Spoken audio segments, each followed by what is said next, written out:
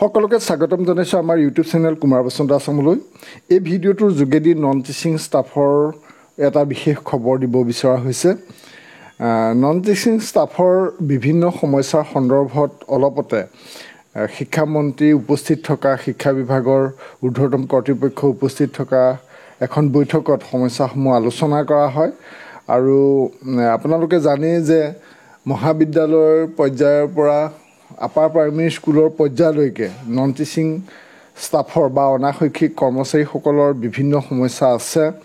আৰু শেহতীয়াকৈ যিহেতু একাংশ শিক্ষকক যি টিউটৰ হিচাপে নিযুক্তি দিয়া হ'ল, কিন্তু নন টিচিং ষ্টাফক তেওঁলোকৰ সকলো অৰ্হতা থকাৰ পাছতো এটা ফিক্স যি দৰমহা দি আছে সেইখিনিক লৈ পেলাই আমাৰ নন টিচিং ষ্টাফৰ লোকসকল অসন্তুষ্ট হৈ আছে।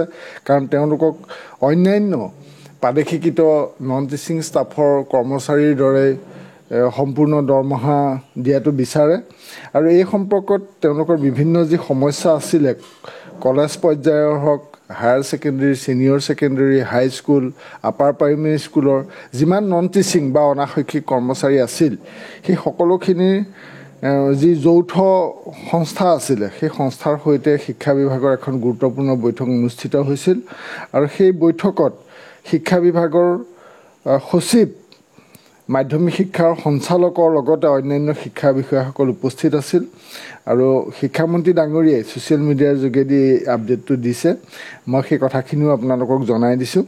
তেখেতে লিখিছে, আজি জনতা ভৱনত 2021-22 বৰ্ষত প্ৰাদেশিকৃত স্নাতক মহাবিদ্যালয়কে ধৰি উচ্চ প্ৰাথমিক বিদ্যালয়লৈ সৰ্বস্তৰৰ অনাশৈক্ষিক কৰ্মচাৰীসকলৰ যৌথ মঞ্চৰ প্ৰতিনিধি বৰ্গৰ সৈতে বৈঠকত মিলিত হওঁ। বৈঠকত অনা শিক্ষক কৰ্মচাৰীসকলৰ বিভিন্ন অভাৱ অভিযোগ বুজ লোৱা হয়। মঞ্চই পদ প্ৰাদেশিকৃত উচ্চ প্ৰাথমিক, মাধ্যমিক, উচ্চতৰ মাধ্যমিক বিদ্যালয় আৰু মহাবিদ্যালয়ৰ অনা শিক্ষক কৰ্মচাৰীসকলৰ পদ নিয়মীয়াকৰণৰ দাবী উত্থাপন কৰে। গতিকে শিক্ষামন্ত্ৰী ডাঙৰীয়াই এই বৈঠকৰ ফটো দিয়াৰ লগতে যে সংস্থাৰ যি যৌথ মঞ্চ আছিল, মানে কলেজৰ পৰা আপাৰ প্ৰাইমেৰী স্কুললৈকে গোটেইখিনি শিক্ষানুষ্ঠান সামৰি পেলাই যি যৌথ মঞ্চ আছিল, আৰু বিশেষকৈ 2021-22 যিখিনি প্ৰাদেশিকৃত হৈছিল 21-22 বৰ্ষত, তাৰমানে 2013 চনৰ 1 জানুৱাৰীৰ পৰা কাৰ্যকৰী হোৱাকৈ যিখিনি প্ৰাদেশিকৃত হৈছিল, সাধাৰণতে তাত নন টিচিং ষ্টাফৰ বিশেষ সমস্যা নাছিল।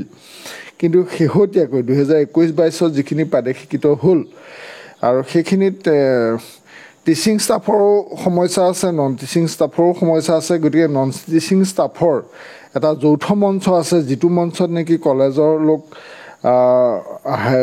মানে হায়াৰ ছেকেণ্ডেৰী, ছিনিয়ৰ ছেকেণ্ডেৰী বা যাক আমি আগতে জুনিয়ৰ কলেজ বুলি কওঁ, তাৰপিছত হাইস্কুল আৰু আপাৰ প্ৰাইমেৰী স্কুল, এই গোটেইখিনি নন টিচিংখিনি গোট খাই পেলাই এটা যৌথ মঞ্চ আছিল। আৰু সেই যৌথ মঞ্চই এইখিনি দাবী কৰিছে পদখিনি নিয়মীয়াকৰণৰ কাৰণে। অৱশ্যে নিয়মীয়াকৰণ কৰা হ'ব নহ'ব এই সম্পৰ্কত শিক্ষামন্ত্ৰী ডাঙৰীয়াই স্পষ্টকৈ জনোৱা নাই। কিন্তু ইতিমধ্যে আমি পোৱা খবৰ অনুসৰি 15 আগষ্ট, মূলতঃ 15 আগষ্টৰ দিনাখন কিছু ভাল খবৰ অহাৰ সম্ভাৱনা আছে। গতিকে 15 আগষ্টলৈ এইবাৰ বহু আগ্ৰহে বাট চাই আছে। আমিও দাবী কৰোঁ, কাৰণ বহুতৰ ৰিটায়াৰ হ'বলৈ কেইবছৰমানহে বাকী আছেগৈ। তেনেস্থলত 8,000 বা 10,000 এনেকুৱা ফিক্স দৰমহা এটা পাই থাকিলে কেতিয়াও পৰিয়ালটো চলিবলৈ নহয়। আৰু যিহেতু নন টিচিং ষ্টাফৰ জুনিয়ৰ এছিষ্টেণ্টেই হওক বা গ্ৰেড 4ৰ লোকসকলেই হওক, তেওঁলোকৰ যিখিনি অৰ্হতা থাকিব লাগে সেইখিনি আছেই। গতিকে তেওঁলোকৰ পোষ্টখিনি এনেধৰণে মানে নিয়মীয়া নোহোৱাকৈ থকাটো পৰিতাপৰ কথা। শিক্ষকখিনিক অৱশ্যে চৰকাৰে এটা কিছুমান নীতি নিয়ম বান্ধি দিছে। গতিকে নন টিচিং ষ্টাফৰ ক্ষেত্ৰত এনেধৰণৰ কোনো BEd থাকিব লাগিব বা এজন গ্ৰেড 4ৰ লোক যে ইমান কোৱালিফিকেশ্যন হ'ব লাগিব কথা নাই। সাধাৰণতে আমি দেখিছোঁ গ্ৰেড 4 লোক ক্লাছ 8 পাছ কৰিলেই তেওঁলোকক নিযুক্তি দিয়ে। গতিকে তেওঁলোকৰ কাৰণে এক্সট্ৰা প্ৰফেশ্যনেল কিবা যিহেতু কোৱালিফিকেশ্যনৰ কথা নাথাকে, গতিকে সেইসকলক ফিক্স দৰমহা এটা দি থকাৰ কথা নহয়। অৱশ্যে আকৌ সেইসকলক দৰমহাটো বঢ়াই দিলে টিউটৰসকল যদি আকৌ দৰমহা কম হৈ থাকে, সেইটো এটা সমস্যা। গতিকে 2021-22 বৰ্ষত যিখিনি স্কুল কলেজ প্ৰাদেশিক শিক্ষিত হ'ল আচলতে টিউটৰে হওক কিংবা নন টিচিং ষ্টাফৰ লোকেই হওক সকলোখিনিৰে সমস্যা দূৰ কৰি 1/1/2013 পৰা কাৰ্যকৰী হোৱাকৈ যেনেকৈ স্কেল মানে দৰমহা হৈছিল আগতে যেনেধৰণে প্ৰভিঞ্চিয়েলাইজ হৈছিল এইখিনিকো চৰকাৰে মানৱীয় দৃষ্টিভংগীৰে চাই যিহেতু মানে অৱসৰলৈ তেওঁলোকৰ বেছি দিন নাই প্ৰায়বিলাক হয়তো অৱসৰ হৈছে বা হোৱাৰ ওচৰে পালেহি গতিকে এটা ভাল ব্যৱস্থা কৰিব বুলি আমি আশা কৰোঁ আৰু যিহেতু OPSৰ ব্যৱস্থাটো নাইয়ে তেওঁলোকৰ গতিকে ইয়াতে যিকেইটা টকা পায় সেইকেইটা টকাই যথেষ্ট কম পৰিয়াল চলিবলৈ অসুবিধা বহুতে এবছৰ পাইছে 2 বছৰ পাইছে বা বহুত ৰিটায়াৰ হৈ গৈছে গতিকে এনে পৰিপ্ৰেক্ষিতত চৰকাৰে মানৱীয় দৃষ্টিভংগীৰে চাই যিহেতু 2021-22 বৰ্ষত যিখিনি পোষ্ট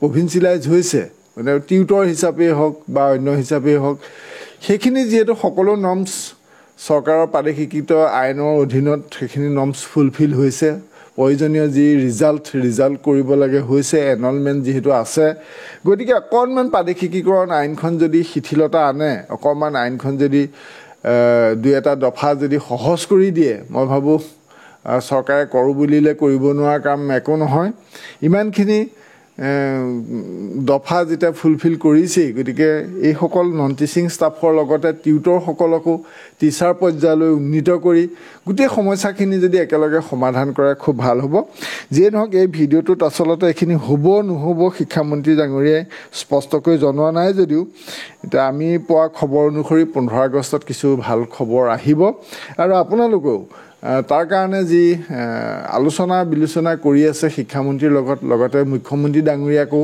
লগ ধৰি বিষয়সমূহ সজোৰে উত্থাপন কৰাটো ভাল হ'ব আৰু বিষয়টো খুব ঘনাই লাগি থাকিলে 2026 চনৰ এই বিধানসভা নিৰ্বাচনৰ আগতেই বহুখিনি সমস্যা সমাধান হোৱাৰ সম্ভাৱনা আছে গতিকে কেতিয়াও হতাশ নহৈ সকলো একত্ৰিতভাৱে আমি ভাবোঁ 2021-22 বৰ্ষত প্ৰাদেশিকৃত হোৱা বিদ্যালয়সমূহৰ যি পদ টিউটৰেই হওক বা নন টিচিঙৰ লোকেই হওক সেইখিনিৰ সমস্যা সকলোতকৈ বেছি অন্যবিলাক বিদ্যালয়ৰ তুলনাত গতিকে এইখিনিক কথাটোত অলপ বেছিকৈ জোৰদাৰ মানে গতিৰে আলোচনাবোৰ আৰু আগবঢ়াই নিব লাগে আৰু শিক্ষামন্ত্ৰী ডাঙৰীয়াৰ লগত শেহতীয়াকৈ যি আলোচনা হৈছে এইখিনি এটা ইতিবাচক ফল পোৱা যাব বুলি আমি আশা কৰোঁ আৰু আমি অনুৰোধ কৰোঁ চৰকাৰৰ শিক্ষা বিভাগক যাতে 21-22ত প্ৰাদেশিকৃত হোৱা বিদ্যালয়সমূহৰ পদখিনিক আৰু অধিক মানৱীয় দৃষ্টিভংগীৰে চাই